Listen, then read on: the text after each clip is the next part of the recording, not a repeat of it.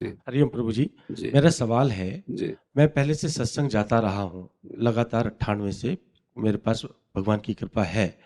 और क्योंकि मैं आपको सुनता हूँ तो मुझे बड़ा अच्छा लगता है, क्योंकि आपकी एकदम से निराकार की वाणी मेरे को अंदर से कैच होती है, जो मेरे गुरु भगवान ने बताया है। अभी मेरी जो समस्या है वो ये है कि मैं इतना गुरु के द्वारा मेरे प्रति इतनी कृपा बरसाई जाती, फिर भी मैं उसी अपने आचरण में परिवर्तन नहीं लाता। तो मेरे को एक दिन विचार आया कि जो ये पुरानी परंपराएं थी, जहाँ पर जन्म से पहले और जन्म के समय और जन्म के बाद गुरु द्वारा ज्ञान दिया जाता था, हम लोग जल्दी चढ़ जाते थे। अभी मेरे को कुछ चीज़ें कैच होती इन 25 सालों के बाद। तो अगर ये शिक्षा हम लोगों को बचपन से मिलती तो हम शायद आगे बढ़ते। हाँ, ये तो परम सत्य बात है। इसीलिए चाहे वो राजा का पुत्र हो, चाहे प्रजा का पुत्र हो, गुरुकुलों में इसीलिए भेजा जाता था कि उसे शास्त्र ज्ञान होता था। अब अभी कल कुछ बड़े बड़े अधिकारी जन बैठे थे, तो उनसे यही प्रार्थना की थी कि हमें बहुत चुभ रहा है इस समय का वातावरण, कि हमारी नवीन पीढ़ी जो है उसको ये ज्ञान ही नहीं हो रहा कि मैं पतन के मार्ग में जा रहा हूँ, मेरा मेरा पतन हो रहा है, मेरा सर्वनाश जो करने वाली विकार की वृत्तियां हैं उनका बढ़ावा मिल रहा है। अब हमारी बात सुने समझे तब तक तो आग लग चुकी होती है, नहीं लग चुकी। अगर उनसे यही प्रार्थना की थी कि अब हमारी तो सामर्थ्य है नहीं, अगर विद्यालयों में, जो आप चाहे मतलब गुरुकुल शब्द से कहते हैं, अब गुरुकुल जैसा वातावरण तो नहीं रह गया, क्यों कोई अपने बच्चों को ऐसे, और वैसी व्यवस्थाएं भी भंग हो चुकी हैं, इतनी आधुनिकता बढ़ चुकी है ना कि उस तरह से सतोगुण में रहना बहुत कठिन है, बहुत कठिन है। तो अब हमको क्या चाहिए, बुद्धिमानी से जैसी परिस्थिति उसमें संभालना चाहिए।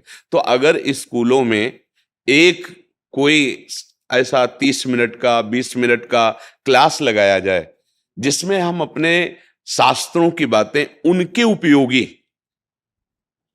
अधिकार के अनुसार, उनको ब्रह्म ज्ञान की शिक्षा मत दो, हम कह रहे हैं उनको वैराग्य की शिक्षा मत दो, पर वो राग पूर्वक धर्म से जी सकें, ये तो शिक्षा दे दो।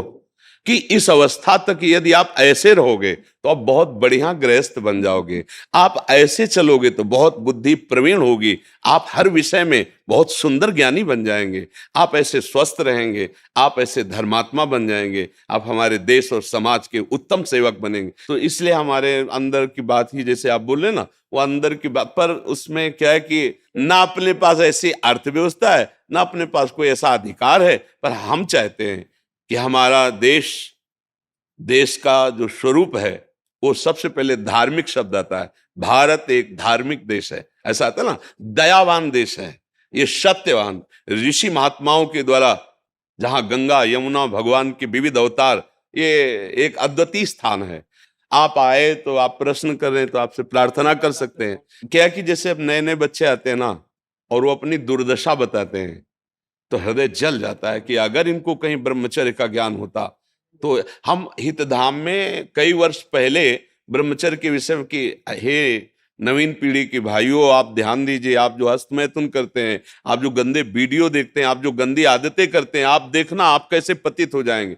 और उसके परिणाम हिम्मत करके उनके भगवान की कृपा जो बोल पा कि मेरी इस क्रिया से ऐसी दशा हो गई, ऐसे दसियों बच्चियों ने बताया। अब हम कैसे क्या कर सकते हैं इस पर, हमारे पास तो बात ही है। अगर आप हमारी बात मान लोगे तो ये बात आपको ऊंचाई पे चढ़ा देगी। पर अब उनके कुछ बच्चे ऐसे हैं जिनको बात पहुंच ही नहीं रही। अच्छा, टेलीविजन, वो टीवी आदि में ऐसे वो कहानियों का सीरीज क्या कहते हैं, हाँ, ऐसी बनाई जा रही हैं कि संतों के प्रति श्रद्धा नहीं, शास्त्र की प्रति कोई श्रद्धा नहीं, मनमानी गंदे आचरणों का दृश्य दिखाई देता है। नवीन बच्चे देखते हैं, वैसे ही मन नवीन अवस्था में बदमाशी करने के लिए प्रेरित करता है, गंदे आचरण के लिए। अब वो तो दिखाई दे रहा है ना, और प्रमाणित किया जाता है, ये सब चलता है। तो नए बच्चों को लगता है कोई पाप थोड़ी है, कोई अपराध थोड़ी है, कोई शरीर में हानि थोड़ी होगी, ये तो मनोरंजन है। बस वहीं से भ्रष्ट आचरणों को बढ़ावा मिलता है। फिर जवानी आते आते इतनी कमियां, इतनी कमजोरियां कि वो गृहस्थ लायक नहीं रह जाते, वो समझ नहीं पा रहे। अब इस पर ये कि आप सब लोग मिल करके, कम से कम ना विद्यालय में तो अपने घरों में अपने बच्चों को बैठाल के मित्रवत ऐसा नहीं करना चाहिए। ऐसा नहीं दे, आप मोबाइल चेक करो, आप उनको समझाओ, आप उनको इतना प्यार दुलार दो कि पिता के साथ वो तुम्हें दोस्त मानने लगे, वो अपनी हर बात आपसे शेयर करने लगे, जिससे उनका उत्साह आप बढ़ा सकें। नहीं तो बहुत हालत खराब है और आगे और भी खराब हो जाएगी।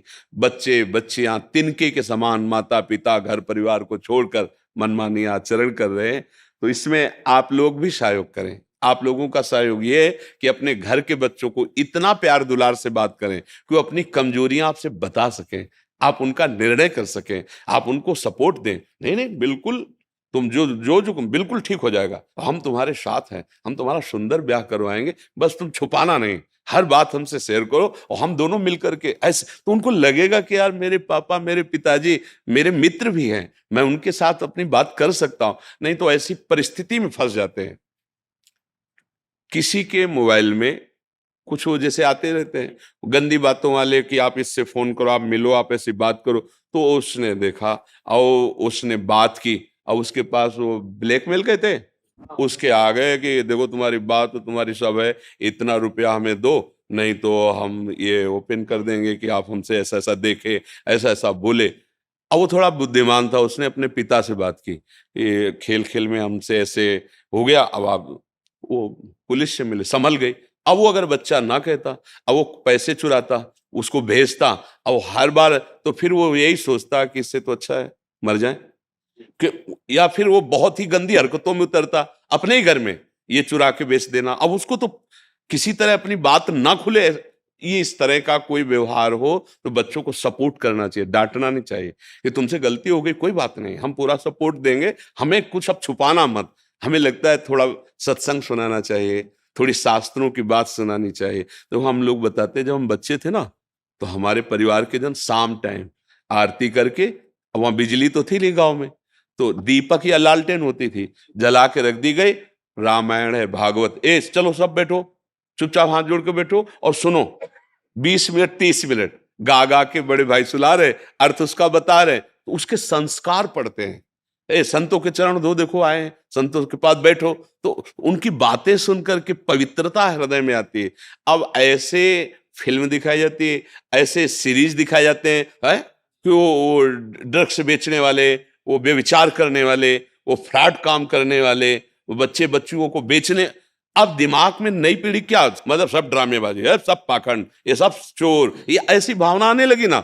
अब बताओ संभलेंगे कहां से? अगर राजा भी अपने राज्य को ठीक से चला सकता था तो उसके ऊपर महात्मा होते थे। चक्रवर्ती सम्राट महाराज दशरथ तो वशिष्ठ जी, परम ज्ञानी जनक जी तो सदानंद जी, इंद्र देवराज है तो उनके ऊपर बृहस्पति गुरु, दैत्यराज तो शुक्राचार्य। हर जगह महात्माओं का आधिपत्य रहा है।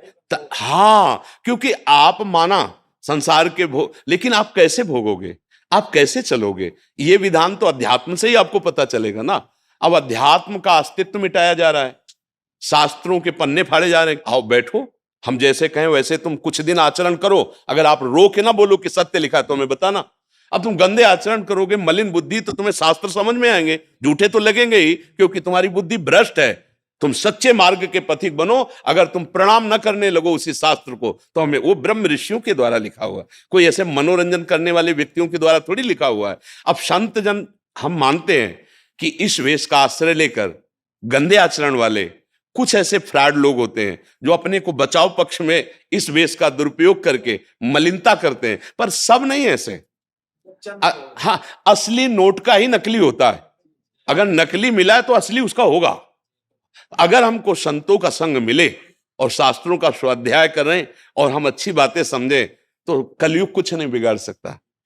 तो हम चाहें कि अपने घर में सात्विक वातावरण करें, और कहीं ऐसा अगर विधान हो जाए कि स्कूल में एक क्लास लगने लगे शास्त्रीय पद्धतियों का, कि भाई ये 20 मिनट आकर के ब्रह्मचर्य के विषय में बोलेंगे, इंद्रिय क्या होती है, मन की क्या चाल होती है, कैसे हम शरीर को स्वस्थ रखें, माता पिता की सेवा का क्या फल होता है, गुरुजनों को प्रणाम करने का क्या फल होता है, सुबह कितने बजे उठने से क्या लाभ मिलता है, और अगर सूर्य उदय हो गया इसके बाद उठने से क्या हानि होती है, तो बच्चों में वो चेतना जागृत हो।